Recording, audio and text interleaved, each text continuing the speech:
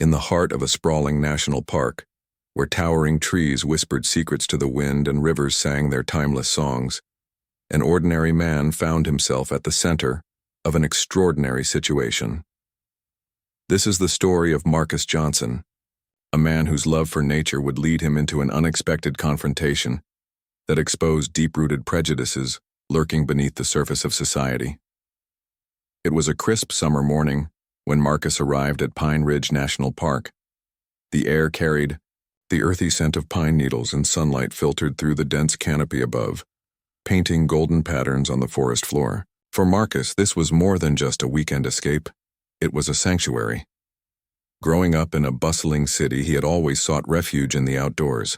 Whether it was hiking along rugged trails or sitting quietly by a babbling brook, nature offered him peace and clarity. On this particular day, Marcus decided to explore one of the park's quieter paths, far from the usual tourist spots. He wanted to immerse himself in the serenity of the wilderness, away from the noise of everyday life. Dressed in practical hiking gear, a sturdy pair of boots, a lightweight backpack, and a wide-brimmed hat to shield him from the sun, Marcus set off with a sense of anticipation. The trail he chose wound its way through thick woods, past moss-covered rocks and vibrant wildflowers. Birds chirped melodiously overhead, and the occasional rustle of leaves hinted at unseen creatures darting through the underbrush. It was exactly the kind of place Marcus loved. Untouched, tranquil, and alive with the sounds of nature. As he walked deeper into the forest, Marcus noticed two figures approaching from the opposite direction. They were park rangers, clad in khaki, uniforms and wide-brimmed hats adorned with badges. At first glance, they seemed like any other officers patrolling the area, ensuring visitors followed the rules and stayed safe. But as they drew closer, Marcus couldn't shake the feeling that something was off. Their pace was deliberate, almost too purposeful, and their expressions were hard to read behind mirrored sunglasses.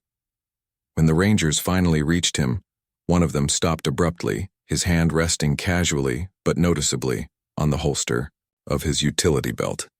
"Excuse me, sir," the ranger said in a tone that was neither friendly nor welcoming. "Do you have permission to be here?" Marcus blinked, caught off guard by the question. He glanced around, wondering if there had been some misunderstanding.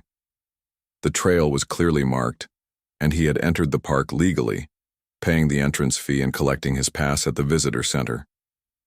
"Of course," he replied calmly, pulling out his park pass from his pocket. "I'm just hiking. This trail is open to everyone, isn't it?" The second ranger stepped forward, his arms crossed over his chest. "We've had reports of vandalism in this area," he said flatly, his eyes scanning Marcus from head to toe.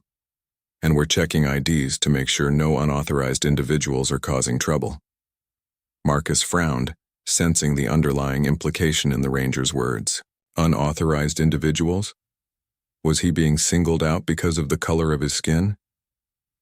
He took a deep breath, reminding himself to stay composed.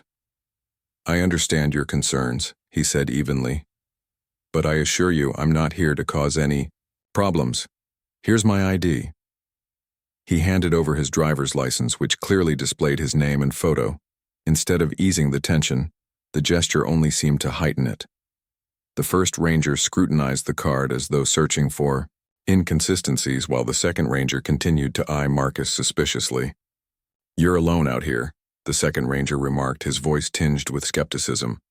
"Most people don't come this far unless they're up to something." Marcus felt a surge of frustration rising in his chest, but he forced himself to remain calm. "I came here to enjoy the scenery," he explained patiently. "There's nothing wrong with wanting a little solitude, is there?" The rangers exchanged glances, their body language stiffening. Without another word, the first ranger gestured for Marcus to step aside. "We'll need to check your belongings," he announced firmly. "Just a routine procedure." At this point, Marcus realized he wasn't going to be able to reason with them. Every attempt to explain himself had been met with suspicion and hostility. Reluctantly, he opened his backpack, allowing them to inspect its contents. Inside were basic supplies, a water bottle, a snack, a map, and a small notebook for jotting down observations about the flora and fauna. Nothing incriminating, yet the Rangers acted as though they had uncovered evidence of wrongdoing. "This doesn't prove anything," the second ranger muttered, closing the bag with unnecessary force. "You'll have to come with us." "What?" Marcus exclaimed, his patience wearing thin. "For what? I haven't done anything wrong." But the rangers weren't listening. One of them pulled out a pair of handcuffs, snapping them onto Marcus's wrists before he could protest further.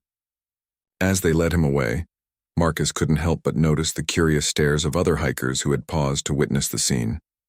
Some looked concerned, others confused, but none intervened. In that moment, Marcus felt a profound sense of isolation.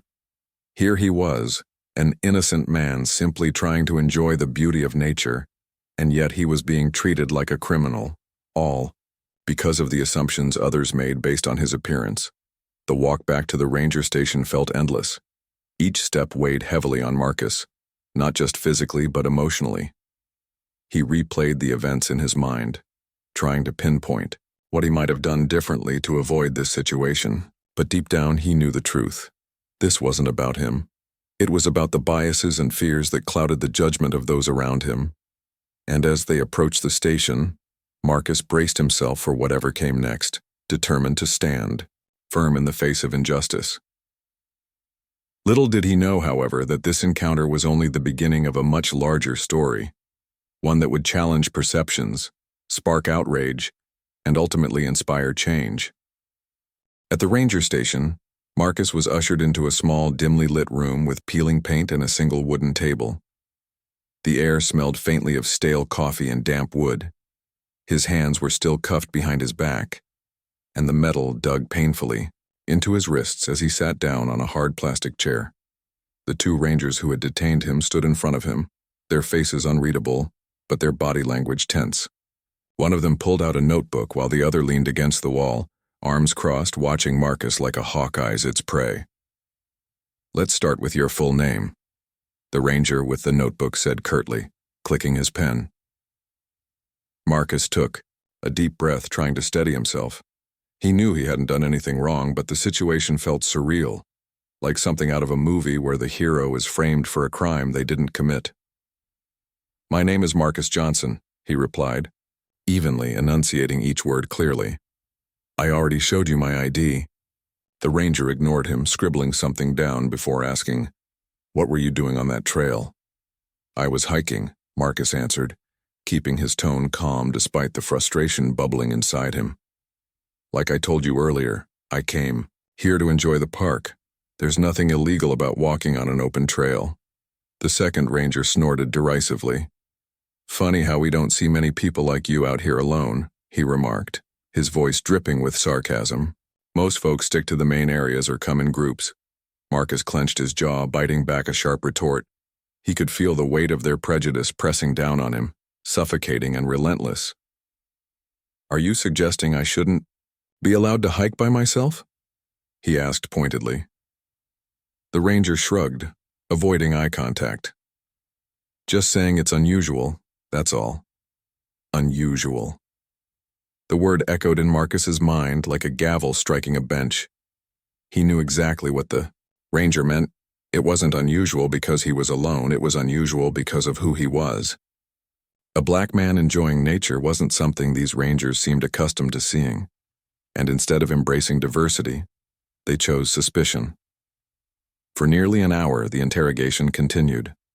They asked redundant questions about his background, his reasons for visiting the park, and even whether he had any prior criminal record. Each question felt more invasive than the last, as though they were determined to find some reason, any reason, to justify their actions. But no matter how hard they tried, Marcus remained composed, answering truthfully and refusing to let their hostility rattle him. Finally, after exhausting every line of questioning, the first ranger stepped outside to make a call. Through the cracked door, Marcus overheard fragments of the conversation. Checking his credentials. "Yeah, run a full background check." The word sent a chill down his spine. What started as a simple misunderstanding had escalated into something far more sinister. Meanwhile, news of the incident began spreading beyond the confines of the ranger station. Other hikers who had witnessed the arrest couldn't stop talking about it.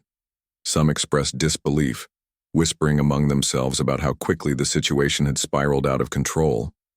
Others snapped photos and videos, capturing snippets of the scene unfolding before them. In today's world, where smartphones are always within reach, moments like this rarely go unnoticed. One such bystander was Emily Carter, a young environmental activist who happened to be visiting the park that day. She had seen Marcus being led away and immediately sensed that something wasn't right. Approaching one of the remaining rangers, she demanded answers. "Why did you arrest that man?" she asked boldly, her voice firm. He didn't look like he was doing anything wrong. The ranger shifted uncomfortably under her gaze. "We're investigating a potential violation," he replied evasively. "It's standard procedure." Emily wasn't satisfied. "Standard procedure doesn't involve handcuffing someone without evidence," she shot back. Her phone was already recording as she pressed further. "If you have nothing to hide, then why does this feel so wrong?" Her video would later become pivotal in bringing attention to the case. Within hours of uploading it online, the clip went viral, sparking outrage across social media platforms. Comments poured in from all corners of the internet, condemning the park ranger's behavior and calling for accountability. Hashtags like SEER, Justice for Marcus, and Our End Racial Profiling trended nationwide, amplifying the voices of those demanding change. Back at the station, Marcus remained oblivious to the growing storm outside. He sat silently in the cramped room, replaying the events in his mind. How had things gone so wrong so fast? All he had wanted was to spend a peaceful day surrounded by nature. Yet here he was, treated like a criminal simply because of the color of his skin. The injustice gnawed at him, but he refused to let bitterness consume him. Instead, he resolved to use this experience as fuel, for advocacy, for education, for progress. Just as Marcus was beginning to lose hope, the ranger who had left to make the call returned, looking visibly shaken. Without a word, he motionlessly handed the phone to his partner, who stared at the screen in stunned silence. Whatever information they had uncovered had clearly caught them off guard. After a long pause, the second ranger turned to Marcus, his earlier arrogance replaced by unease. "Mr. Johnson," he began hesitantly, "we may have made a mistake." Marcus raised an eyebrow, waiting for him to continue. Though part of him wanted to lash out, to demand an explanation for the humiliation he had endured, he held his tongue. Let them say it, he thought. Let them admit what they've done. The ranger cleared his throat awkwardly. "We, ran your details through our system, and it turns out you're not just a regular visitor." He paused again, glancing nervously at his colleague. "You're Dr. Marcus Johnson, the environmental scientist." The revelation hit Marcus like a punch to the gut. Not because he was surprised, but because it confirmed everything he already suspected. These men hadn't stopped him because of vandalism or trespassing. They had stopped him because of preconceived notions about who belonged in spaces like this. And now, faced with undeniable proof of his accomplishments, they were forced to confront the reality of their own biases. Dr. Marcus Johnson. The title carried weight, respect, and recognition. His research on sustainable ecosystems had earned him accolades worldwide, and his work had been featured in countless publications. He had collaborated with governments, universities, and conservation organizations, advocating for policies that protected natural habitats. Yet none of that mattered when he walked into Pine Ridge National Park wearing a backpack and a hat. As the gravity of the situation sank in, the rangers exchanged nervous glances. For the first time since the ordeal began, they looked unsure of themselves. The tables had turned, and they knew it. What started as an act of racial profiling had transformed into a glaring example of systemic discrimination, a lesson neither of them would soon forget. But for Marcus, the moment wasn't about vindication. It was about exposing the cracks in a system that allowed such injustices to occur in the first place. As he sat there, still handcuffed and humiliated, he realized this was bigger than him. This was about every person who had ever been judged not by their actions, but by the color of their skin. This was about dismantling the barriers that kept marginalized communities from fully experiencing the wonders of the natural world. And though the road ahead would be long and fraught with challenges, Marcus knew one thing for certain. He wouldn't stay silent. Not now. Not ever. The days following Marcus Johnson's arrest became a whirlwind of media attention, public outrage, and soul-searching. News outlets across the country picked up the story, amplifying the viral video that had captured the tense exchange between Marcus and the park rangers. Social media platforms buzzed with hashtags like Justice for Marcus, End Racial Profiling, and Nature for All. People from all walks of life weighed in, sharing their own experiences of discrimination in outdoor spaces or expressing solidarity with Marcus. The incident wasn't just a personal ordeal for him anymore. It had become a national conversation about race, privilege, and access to nature. At first, Marcus was reluctant to engage with the media frenzy. He had always preferred to let his work speak for itself, shying away from the spotlight. But as the days passed, he realized the magnitude of what had happened. This wasn't just about him being wrongfully detained. It was about exposing the systemic racism embedded in institutions meant to serve everyone equally. If he stayed silent, the moment would pass without meaningful change. So after much deliberation, Marcus agreed to give an interview to a prominent news network. Seated in his modest living room, surrounded by books on ecology and framed photos of breathtaking landscapes, Marcus spoke candidly about his experience. "I didn't go to that park expecting to be treated differently," he began, his voice steady but tinged with emotion. "I went there because I love nature. I wanted to enjoy the beauty of Pine Ridge National Park just like anyone else. But instead of being welcomed, I was met with suspicion and hostility, all because of how I look." His words resonated deeply with viewers. They were simple yet powerful, cutting through the noise of sensational headlines and political debates. Marcus wasn't seeking revenge or even an apology. He was calling for understanding.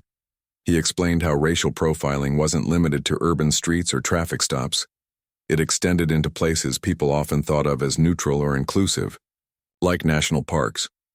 For many Black Americans, visiting these spaces could feel fraught with tension, knowing they might be perceived as outsiders or threats simply because of their presence. As the interview aired live, reactions poured in almost instantly. Viewers flooded social media with messages of support, sharing stories of their own encounters with racism in outdoor settings. Some recounted being followed by park staff, questioned aggressively, or outright ignored when seeking help. Others admitted they avoided certain trails or campgrounds altogether, fearing unwarranted scrutiny. The collective outpouring of shared experiences painted a sobering picture. Nature, often idealized as a universal sanctuary, wasn't equally accessible to everyone. Meanwhile, the fallout from the incident continued to reverberate within Pine Ridge National Park itself. The two rangers involved in Marcus's arrest faced immediate consequences. Both were placed on administrative leave, pending an internal investigation, which promised to scrutinize not only their actions, but also the broader culture within the Park Service. Senior officials issued a formal apology to Marcus, acknowledging the harm caused by their employees' behavior.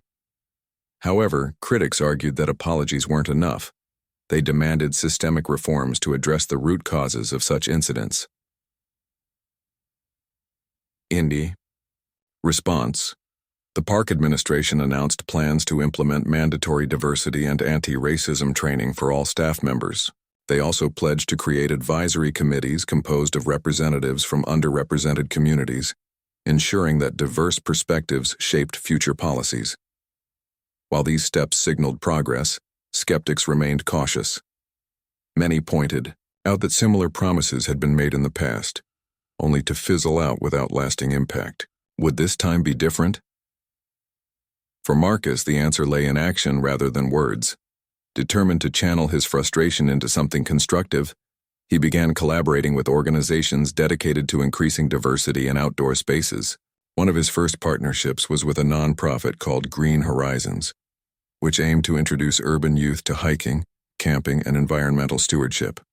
Together, they organized a series of guided hikes at Pine Ridge National Park, specifically inviting families from predominantly black neighborhoods to participate. On the day of the event, Marcus stood at the trailhead, greeting participants with a warm smile. Dozens of children and adults eagerly gathered around him, their faces lit with curiosity and excitement. As they set off along the winding path, Marcus shared fascinating facts about the local flora and fauna, encouraging everyone to take in the sights, sounds, and smells of the forest. For many attendees, it was their first time exploring such a pristine natural environment, and the joy on their faces said it all. But Marcus didn't stop there. Recognizing the power of storytelling, he started writing op-eds and giving talks at conferences, urging policymakers and conservationists to confront the barriers preventing marginalized communities from accessing green spaces. In one particularly moving speech, he recounted his own arrest and its aftermath, emphasizing the need for empathy and inclusivity. "Nature doesn't belong to any one group," he declared. "It belongs to all of us. And until we ensure that everyone feels safe and welcome in these spaces, we're failing not just individuals but society as a whole." His advocacy efforts inspired others to join the cause. Influencers in the outdoor recreation industry began using their platforms to highlight issues of racial inequality. Gear companies launched initiatives to provide affordable equipment to underserved communities. Even schools incorporated lessons on environmental justice into their curricula, teaching students about the intersection of race, class, and access to nature. Despite the growing momentum, Marcus knew the fight was far from over. He understood that dismantling centuries-old systems of oppression required patience, persistence, and collaboration. There would undoubtedly be setbacks along the way, moments when progress felt impossibly slow or resistance seemed insurmountable. But every small victory gave him hope. Every child who discovered the thrill of climbing a tree, or every adult who marveled at a sunrise over a mountain ridge reminded him why this work mattered. One evening, as Marcus sat on his porch gazing at the stars, he reflected on how much had changed since that fateful day in the park. What began as a humiliating encounter had transformed into a catalyst for change, a chance to shine a light on hidden injustices and inspire action. Though scars from the experience lingered, so, too, did a profound sense of purpose. Nature had always been his refuge, and now it had become his mission. And as he looked toward the horizon, where the sky merged seamlessly with the earth, Marcus felt a quiet determination settle over him. The road ahead would be challenging, yes, but it was also full of possibility. Possibility for healing, for growth, and for a world where no one had to prove their right to belong in the great outdoors. The weeks following Marcus Johnson's arrest marked a turning point, not just for him but for the broader conversation about race, privilege, and access to public spaces. The incident at Pine Ridge National Park had ignited a firestorm of outrage, introspection, and action that rippled far beyond the confines of the park itself. As Marcus continued to speak out, his story became a rallying cry for change, challenging institutions and individuals alike to confront uncomfortable truths. One of the most significant developments came when the national media decided to dig deeper into the systemic issues underlying Marcus's experience. Investigative journalists began examining patterns of racial profiling within the National Park Service, NPS, and other similar organizations. What they uncovered painted a troubling picture. Reports surfaced detailing countless incidents where people of color were treated with suspicion or outright hostility while visiting parks, forests, and recreational areas. Some recounting their stories described being questioned by rangers without cause. Others spoke of feeling unwelcome in visitor centers or campgrounds. These accounts weren't isolated. They revealed a pervasive culture of exclusion that had long gone unaddressed. In response to mounting pressure, the NPS launched an internal review of its policies and practices. Senior officials admitted that, while diversity initiatives had been discussed in the past, they often lacked follow-through. "We recognize that we have fallen short," one high-ranking administrator said during a press conference. "This is not just about addressing individual misconduct, it's about transforming our entire approach to inclusivity." As part of this effort, the agency announced plans to overhaul its training programs, placing greater emphasis on cultural sensitivity and anti-racism education. Rangers would now undergo workshops designed to help them identify and overcome implicit biases. Additionally, new guidelines were introduced to ensure fair treatment of all visitors, regardless of race, ethnicity, or background. While some praised these measures as necessary steps forward, others remained skeptical, warning that real change required more than policy updates. It demanded a shift in mindset. Amidst the institutional reforms, Marcus found himself at the Eisenhower center of a growing movement. His advocacy work gained momentum as he traveled across the country, speaking at conferences, universities, and community events. Each speech was met with thunderous applause, but Marcus never let the praise go to his head. Instead, he used his platform to amplify the voices of those who had been marginalized for too long. At one event, he invited a young Latina woman named Rosa to share her story. She recounted how she and her family had been turned away from a popular campground because staff assumed they couldn't afford the fees, despite having valid reservations. Her words resonated deeply with the audience, highlighting the everyday indignities faced by people of color in outdoor spaces. Marcus also collaborated with grassroots organizations working to make nature more accessible to underserved communities. One such group, called Urban Trails, focused on creating safe and affordable opportunities for city dwellers to explore the outdoors. Together, they organized weekend excursions to nearby parks, providing transportation, gear, and guides free of charge. For many participants, these trips were life-changing. Children squealed with delight as they splashed in streams, while parents marveled at the sense of peace they felt surrounded by towering trees. "I never thought I'd feel comfortable bringing my kids here," one mother confessed after a hike. "But seeing everyone together, laughing and learning, it makes me hopeful." Yet, despite the progress being made, resistance persisted. Critics argued that focusing on diversity detracted from the primary mission of conservation. Online forums buzzed with heated debates, with some users dismissing calls for inclusivity as political correctness gone mad. Others claimed that efforts to diversify outdoor spaces amounted to reverse discrimination, accusing activists like Marcus of playing the victim card. These comments stung, but Marcus refused to engage in arguments. He understood that change rarely came without pushback, and that the loudest voices of opposition often masked deeper insecurities. Instead, Marcus chose to focus on building bridges. One day, he received an unexpected invitation from the very ranger who had arrested him. The man, whose name was Officer Daniels, reached out to express his regret and ask if they could meet privately. Initially hesitant, Marcus agreed, curious to hear what the officer had to say. They arranged to meet at a quiet cafe near the park, far from prying eyes. When Daniels arrived, he looked nervous, fidgeting with his hat as he sat down across from Marcus. After a moment of awkward silence, he finally spoke. "Mr. Johnson, I owe you an apology," he began, his voice trembling slightly. "What happened that day, it wasn't right. I let my assumptions get the better of me and I hurt you. For that, I'm truly sorry." Marcus studied the man carefully, searching for sincerity in his expression. Though anger still lingered beneath the surface, he recognized the courage it must have taken for Daniels to reach out. "Thank you for saying that," Marcus replied evenly. "Apologies are important, but so is learning from mistakes. Do you understand why your actions were wrong?" Daniels nodded slowly. "Yes. I see now that I judged you based on stereotypes, not facts. It's something I'll carry with me forever, and I promise to do better moving forward."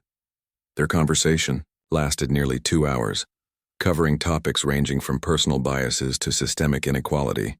By the end, both men felt a glimmer of hope. While reconciliation wouldn't erase the past, it offered a path toward mutual understanding, a reminder that even those who perpetuate harm can grow and change. Back at Pine Ridge National Park, visible signs of progress began to emerge.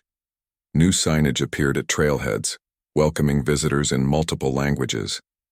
Ranger stations displayed posters celebrating diversity, featuring photos of hikers from various racial and ethnic backgrounds. Staff members participated in open dialogues about racism and inclusion, fostering a culture of accountability. Though challenges remained, the seeds of transformation had been planted. For Marcus, these changes represented more than symbolic gestures. They signaled a shift in attitudes. People were starting to realize that nature wasn't a privilege reserved for a select few. It was a shared resource meant to inspire and heal. And though the journey toward true equity was far from over, Marcus took solace in knowing that every step forward mattered. On a crisp autumn morning, Marcus returned to Pine Ridge National Park, not as a victim of injustice but as a champion of change. Standing atop a scenic overlook, he gazed out at the rolling hills bathed in golden sunlight. Beside him stood a group of children from urban trails, their faces glowing with wonder as they absorbed the beauty around them. In that moment, Marcus felt a profound sense of fulfillment. This was what he had fought for, a future where everyone could stand shoulder to shoulder, united by their love for the natural world. And as the wind whispered through the trees, carrying with it the promise of renewal, Marcus knew the work wasn't done, but neither was the hope. The months that followed Marcus Johnson's arrest transformed him from a victim of racial profiling into a symbol of resilience and change. His story had sparked a national conversation, but it was his unwavering determination to turn pain into progress that truly set him apart. As he continued to advocate for inclusivity in outdoor spaces, Marcus became more than just an environmental scientist. He became a bridge builder, connecting communities, challenging prejudices, and inspiring others to reimagine what nature could mean for everyone. One of the most powerful moments in Marcus's journey came when he was invited to speak at a prestigious symposium on diversity and conservation. The event brought together policymakers, activists, scientists, and educators from across the globe, all united by a shared goal: to create equitable access to natural spaces. When Marcus stepped onto the stage, the audience erupted into applause, a testament to the impact he had already made. But as he stood there, microphone in hand, Marcus felt a mix of emotions. Pride, yes, but also a deep sense of responsibility. He knew this was an opportunity to push the movement forward, to remind people that the fight for justice wasn't over. Nature is often described as humanity's greatest equalizer, Marcus began, his voice steady and clear. But let's be honest. For many, it hasn't felt equal at all. For centuries, certain groups have been excluded or marginalized in these spaces, whether through policy, prejudice, or plain neglect. And while we've started to acknowledge this truth, acknowledgement alone isn't enough. We need action. He paused, letting his words sink in before continuing. Action means listening to those who have been silenced. It means dismantling barriers, not just physical ones like lack of transportation or affordable gear, but emotional ones like fear and mistrust. It means redefining what it means to belong in nature, so no one has to prove their worth to enjoy its beauty. As Marcus spoke, images flashed on a screen behind him: children laughing as they climbed trees, families picnicking by a lake, elders sharing stories under starlit skies. Each photo represented a step toward inclusion, a glimpse of what the future could hold if society committed to change. By the time he finished his speech, the room was electric with energy. Attendees lined up afterward to thank him, some even pledging resources or partnerships to support his initiatives. Word of Marcus's efforts spread beyond the symposium, reaching corners of the world where similar struggles existed. In Canada, Indigenous leaders fighting to protect their ancestral lands reached out to collaborate. In South Africa, activists working to reclaim public parks for township residents sought his advice. Even in Europe, where discussions about race and privilege were often framed differently, organizations began adopting Marcus's strategies for fostering inclusivity. His message transcended borders, proving that the desire for connection with nature was universal, and so too was the need to address exclusion. Back home, Marcus focused on grassroots efforts, knowing that real change happened at the community level. One of his most ambitious projects involved partnering with local schools to introduce students to environmental science and outdoor recreation. Through field trips, workshops, and mentorship programs, he aimed to inspire the next generation of conservationists, particularly those from underrepresented backgrounds. On one such trip, he accompanied a group of middle schoolers to Pine Ridge National Park, the very place where his own ordeal had begun. The irony wasn't lost on Marcus. Here he was, leading a cheerful troop of kids along the same trail where he had once been handcuffed and humiliated, yet instead of bitterness, he felt hope. Watching the children marvel at the towering trees and bubbling streams reminded him why he loved nature in the first place. At one point, a young boy named Jamal tugged at his sleeve. "Dr. Johnson," the boy asked excitedly, "do you think I could be a ranger someday?" Marcus smiled, crouching down to meet the boy's eyes. "Of course you can," he replied warmly. "In fact, I think you'd make an excellent ranger. Just promise me one thing. You'll treat everyone with kindness and respect no matter who they are." Jamal nodded earnestly, his face lighting up with possibility. Moments like these reinforced Marcus's belief that representation mattered. Seeing someone who looked like them in a position of authority gave these kids permission to dream bigger, to imagine themselves as stewards of the environment rather than outsiders looking in. Meanwhile, the ripple effects of Marcus's advocacy extended into unexpected areas. Corporations began taking notice, recognizing the importance of aligning their brands with social causes. Outdoor gear companies launched campaigns promoting diversity, offering scholarships for minority students, pursuing careers in conservation. Retailers redesigned marketing materials to feature models of different races, ages, and abilities. Even tech startups joined the movement, developing apps to help users find inclusive hiking groups or navigate accessible trails. Not everyone welcomed these changes, however. Critics accused businesses of exploiting activism for profit, dismissing their efforts as performative. While Marcus acknowledged the risk of tokenism, he believed any step toward visibility was better than none. "Let them try," he told a reporter during an interview. "If companies see value in supporting diversity, then fine. My job is to ensure those efforts translate into meaningful outcomes, not just slogans or hashtags." Despite the progress, Marcus remained acutely aware of the challenges ahead. Racism and exclusion weren't problems that could be solved overnight. They were deeply entrenched systems requiring constant vigilance. Occasionally, reminders of this reality surfaced, in disheartening ways. During one community hike organized by Urban Trails, a participant reported being racially profiled by a store clerk while purchasing supplies. Another time, a Black family participating in a camping trip received threatening messages online, simply for posting photos of their outing. These incidents served as sobering reminders that hostility still lurked beneath the surface, waiting to resurface. Yet, Marcus refused to let setbacks deter him. Instead, he used them as fuel to double down on his mission. He collaborated with legal experts to draft guidelines for reporting discrimination in outdoor spaces, ensuring victims had tools to seek justice. He also worked with psychologists to develop resources for coping with trauma, recognizing that experiences like his left lasting scars. Most importantly, he encouraged dialogue, open, honest conversations about race, privilege, and belonging.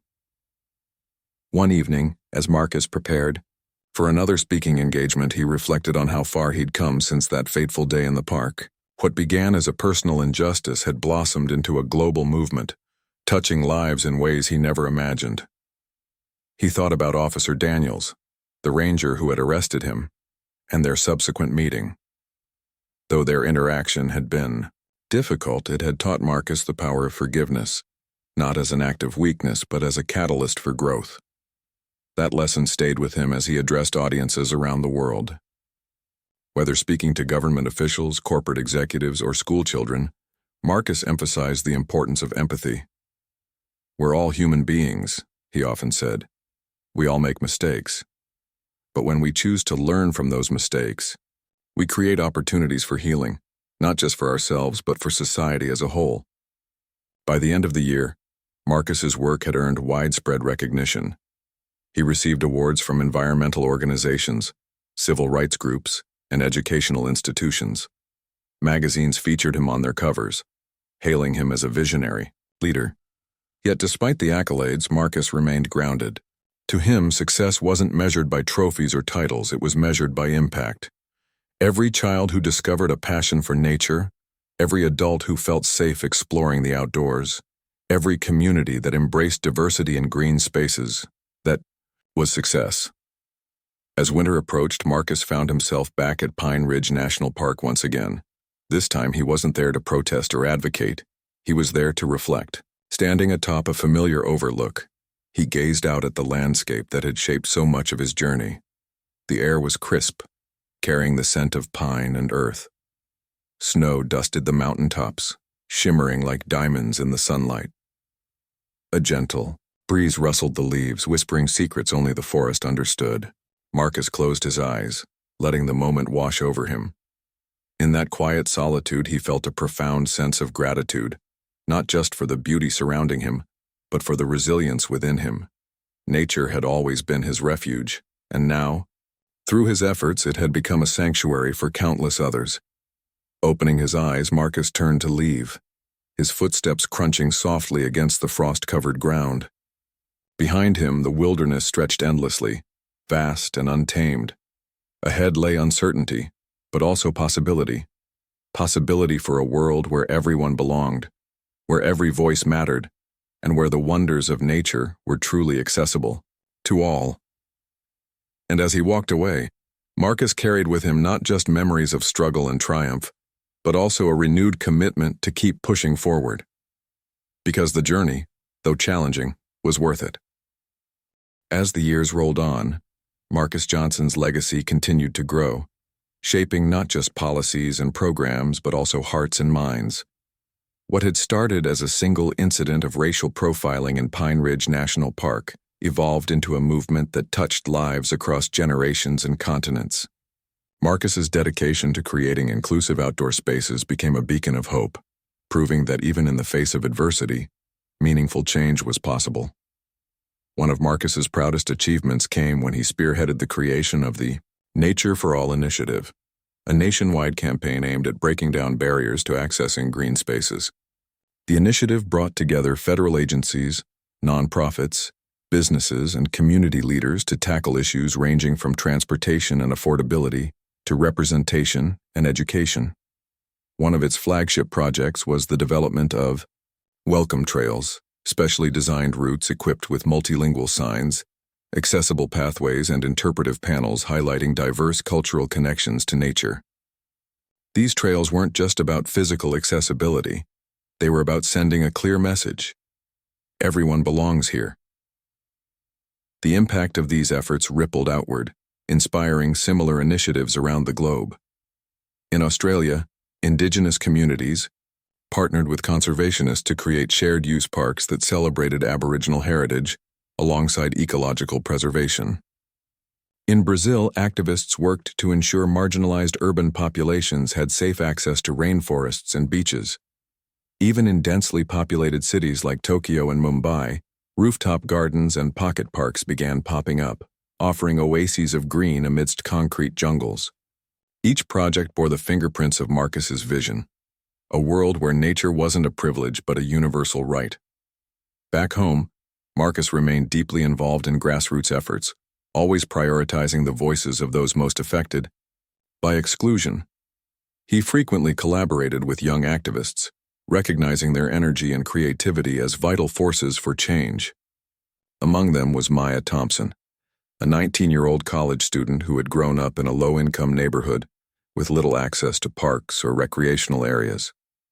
After attending one of Marcus's workshops, Maya became passionate about environmental justice and eventually joined his team as an intern. "I used to think nature was something only rich people could enjoy," Maya confessed during a panel discussion. "But Dr. Johnson showed me it's for everyone. Now I want to help other kids realize that too."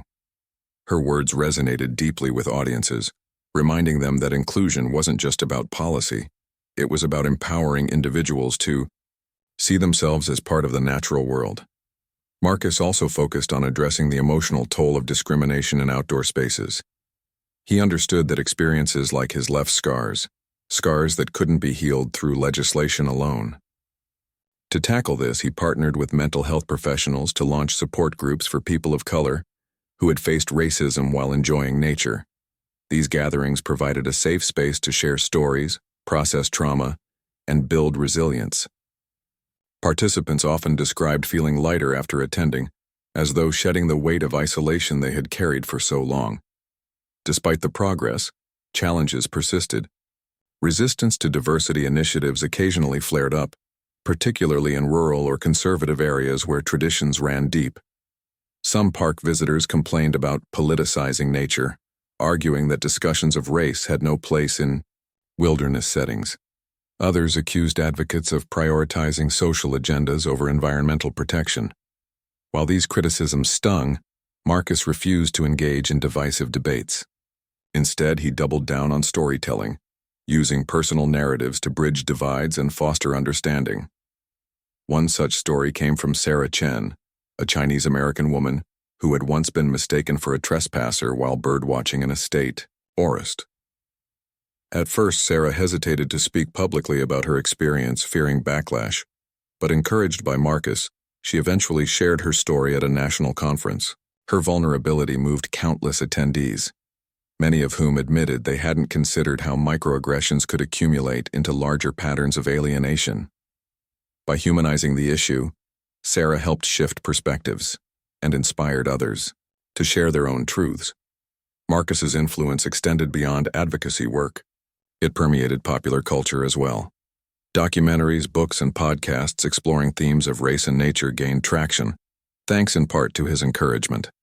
One standout project was a children's book titled Every Trail Has a Story, co-authored by Marcus himself.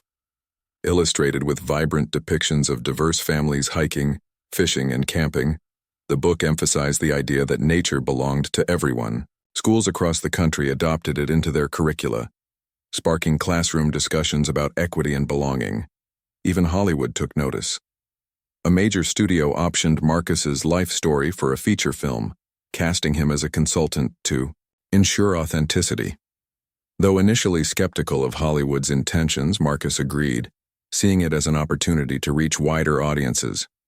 On set, he worked closely with the director and actors, sharing insights about systemic racism and the emotional complexities of his journey. When the movie premiered, it received critical acclaim, not just for its compelling narrative but for its unflinching portrayal of injustice and redemption. Through all these milestones, Marcus never lost sight of his roots. He continued to return to Pine Ridge National Park regularly, finding solace in its familiar trails and vistas. Over time, the park itself underwent significant transformations. New staff members, trained in cultural sensitivity, greeted visitors warmly regardless of background. Community events celebrated the contributions of underrepresented groups to conservation history. And perhaps most poignantly, a plaque was erected near the trail where Marcus had been arrested, commemorating his role in sparking change. On the day of the plaque unveiling, hundreds gathered to honor Marcus's impact. Among the crowd were former skeptics, including Officer Daniels, who now served as a mentor for rookie rangers learning about inclusivity. As Marcus stood before the assembled audience, he reflected on how far they'd come and how much work still lay ahead. "This plaque isn't just for me," Marcus said, his voice steady yet filled with emotion. "It's for every person who has ever felt unwelcome in nature. It's for every child who dreams of climbing trees or swimming in rivers but fears they won't be accepted. And it's for every ranger, teacher, parent, and advocate working tirelessly to make our world more equitable." Applause erupted, echoing through the forest like a symphony of renewal. As Marcus stepped back, allowing others to admire the plaque, he felt a profound sense of fulfillment. His journey hadn't been easy. Far from it. But it had been worth every struggle, every sleepless night, every ounce of courage mustered along the way. In the years that followed, Marcus scaled back his public appearances, choosing instead to focus on quieter forms of activism. He mentored young scientists, wrote reflective essays, and spent long hours tending to a small garden behind his home. Yet, his presence loomed large in the ongoing fight for justice. Whenever a new initiative launched or a breakthrough occurred, people traced its origins back to him, to the man who had dared to challenge the status quo and inspire others to do the same. And so, Marcus's story became more than just a tale of resilience. It became a testament to the power of collective action. It reminded people that while individual acts of courage mattered, true change required collaboration. It taught them that healing wounds of the past demanded both accountability and compassion.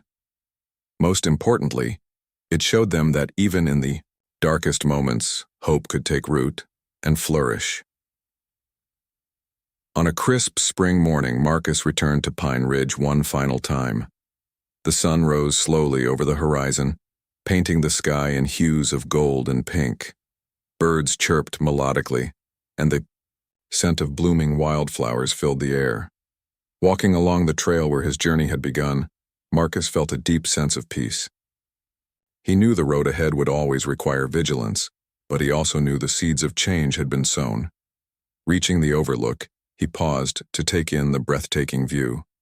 Below, the forest stretched endlessly, alive with promise. Behind him, the plaque gleamed softly in the sunlight, bearing the inscription, "Dedicated to Dr. Marcus Johnson, whose courage and vision opened doors for all." As Marcus gazed out at the horizon, he whispered a silent prayer, for unity, for understanding, and for a future where everyone could stand together beneath the same sky, united by their love for the earth. Then, turning away, he walked back, down the trail, leaving behind footprints not of anger or resentment but of hope.